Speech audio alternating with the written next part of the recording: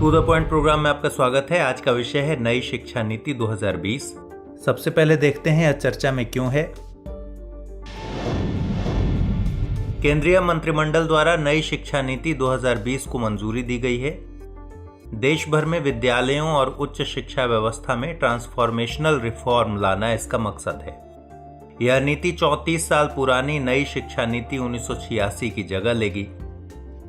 पूर्व इसरो प्रमुख के कस्तूरी रंगन की अध्यक्षता वाली समिति ने नई शिक्षा नीति के तहत शैक्षणिक सुधार का सुझाव दिया था। आइए अब इसके बैकग्राउंड को जानते हैं। नई शिक्षा नीति का प्रारूप 1986 में तैयार हुआ था और 1992 में इसे अपडेट किया गया था।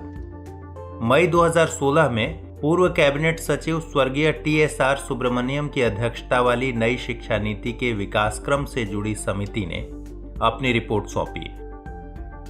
इसके आधार पर केंद्रीय मानव संसाधन विकास मंत्रालय ने नई शिक्षा नीति 2016 के प्रारूप से जुड़े कुछ इनपुट्स तैयार किए। जून 2017 में के कस्तूरी रंगन की अध्यक्षता वाली नई शिक्षा नीति प्रारूप समिति का गठन हुआ। समिति ने अपनी रिपोर्ट केंद्रीय मानव संसाधन मंत्री को 31 मई 2019 को सौंपी। अब आइए नई शिक्षा नीति 2020 के महत्वपूर्ण पक्षों को जानते हैं। 2030 के सतत विकास एजेंडा से यह नीति जुड़ी है। नीति के मुख्य स्तंभ हैं पहुंच, समता, गुणवत्ता, वहनीयता और जवाबदेहिता।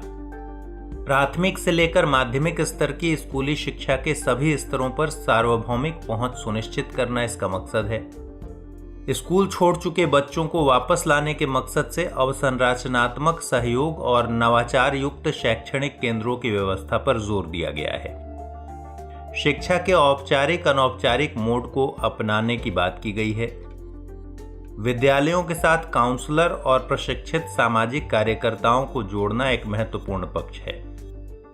National institute of open schooling यानी NIOS और राज्यों के ओपन स्कूल के जरिए कक्षा 3, 5 और 8 के लिए ओपन लर्निंग की व्यवस्था की गई है। स्कूल व्यवस्था के 10+2 संरचना के स्थान पर क्रमशः 3 से 8, 8 से 11, 11 से 14 और 14 से 18 वर्ष आयु वर्ग वाले बच्चों के लिए 5+3+3+4 व्यवस्था को अपनाना इसका एक महत्वपूर्ण पक्ष है। नई व्यवस्था में 12 साल की स्कूली शिक्षा के तहत 3 साल की आंगनबाड़ी या प्री स्कूलिंग भी शामिल है। विद्यालय छोड़ चुके लगभग 2 करोड़ बच्चों को मुख्य धारा में लाने का लक्ष्य रखा गया है। NCERT 8 वर्ष तक की उम्र के बच्चों के लिए national curricular and pedagogical framework for early childhood care and education विकसित करेगा।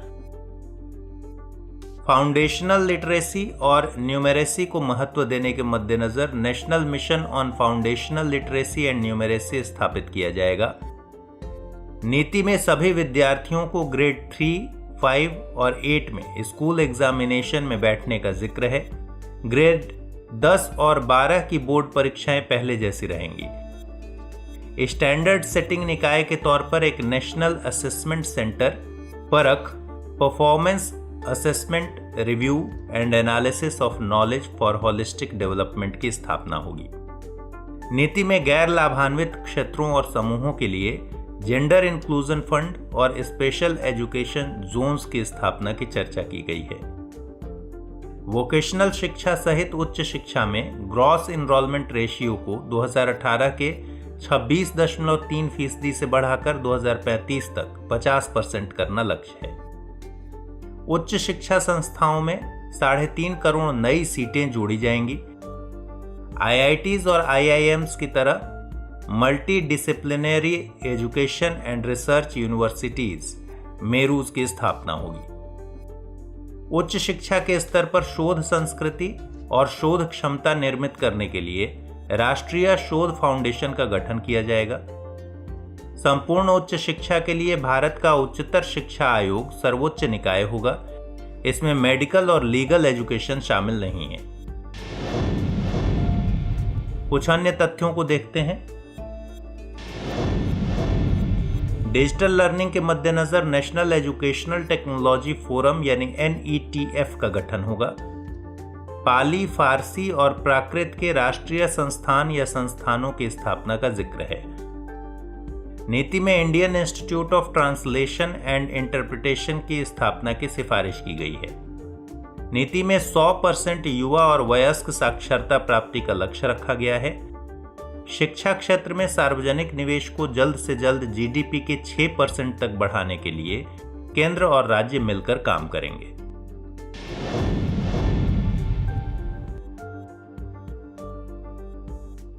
हमारे वीडियो अंग्रेजी में देखने के लिए फॉलो करें हमारा ही दूसरा YouTube चैनल दृष्टि IAS इंग्लिश।